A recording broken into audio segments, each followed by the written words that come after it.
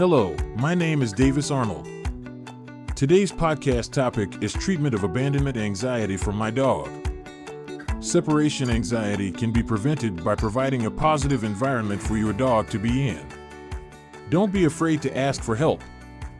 Our sponsor for today is the best online pet training website, www.training-pets.com, where you can get and learn information for your pet.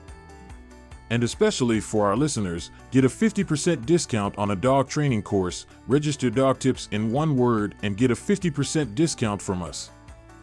Shall we begin?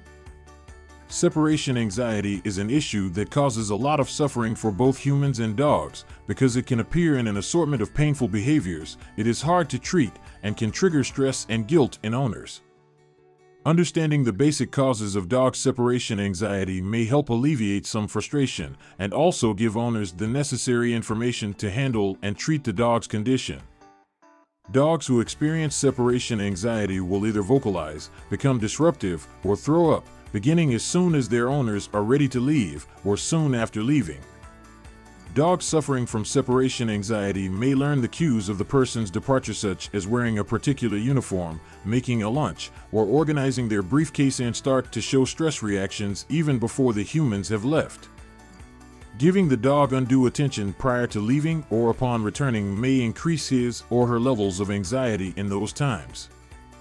If you know that your dog has separation anxiety, it may benefit to just ignore them immediately prior to leaving the home, instead of showing them affection and saying goodbye.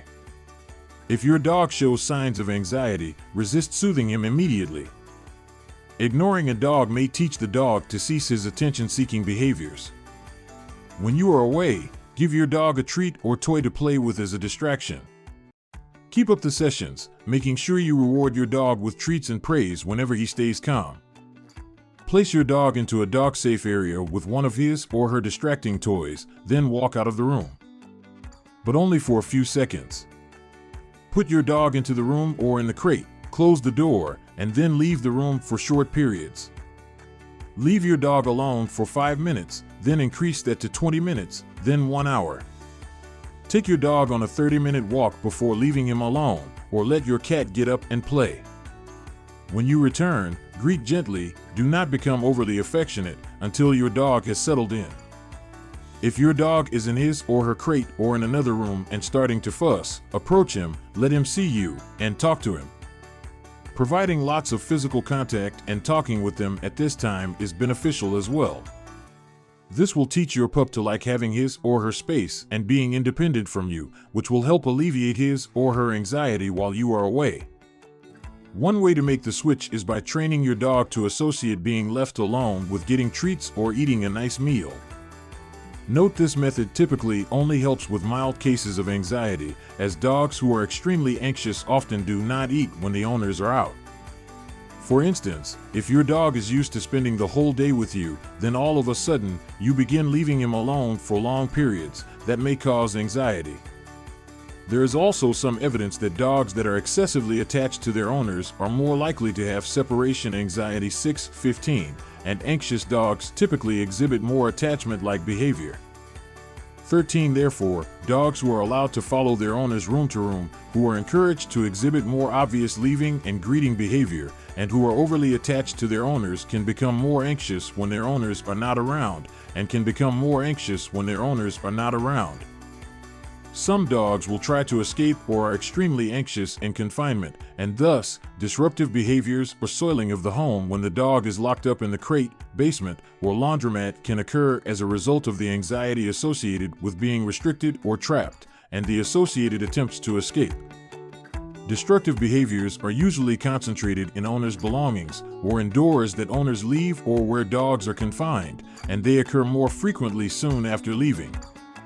Destructive behaviors can occur even when the dogs are bored, so it is important to keep the dogs adequately stimulated.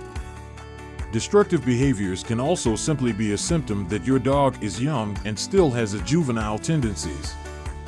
Excessive barking or howling can also be just a result of your dog being scared, rather than an indication of anxiety. Being too emotional while leaving makes the dog feel it is a big event, and they need to be in panic mode. Some authors recommend confinement because, once the dogs become used to crate living, they seldom exhibit the stress-related behaviors exhibited by dogs that are given free rein during periods of separation from their owners. 40. However, others found that dogs left confined to crates when alone in their homes are just as likely as dogs with free rein in the house to display stress-related problematic behaviors. 14. In fact, confined dogs who are experiencing separation anxiety in the confinement of their dogs to increase their lip licking. 11. A response that is consistent with stress. 41. Dogs can hurt themselves when trying to escape from crate living. 41. And dogs who are allowed to have crate living. 39. In contrast, dogs that are left confined to the house are just as likely as dogs who are allowed to a crates are just as likely as those with the crates to show problem behaviors associated with separation from home, and confined to crates to the home may actually have increased lip licking. 11. Which is a response that is consistent with stress. 41. Can hurt themselves in an attempted escape. 39. And may hurt themselves when trying to escape crates. Dog owners should immediately stop all punishment of any dog behavior. The most effective behavioral intervention for the treatment of separation-related problems appears to be a combination of systematic desensitization and counter-conditioning.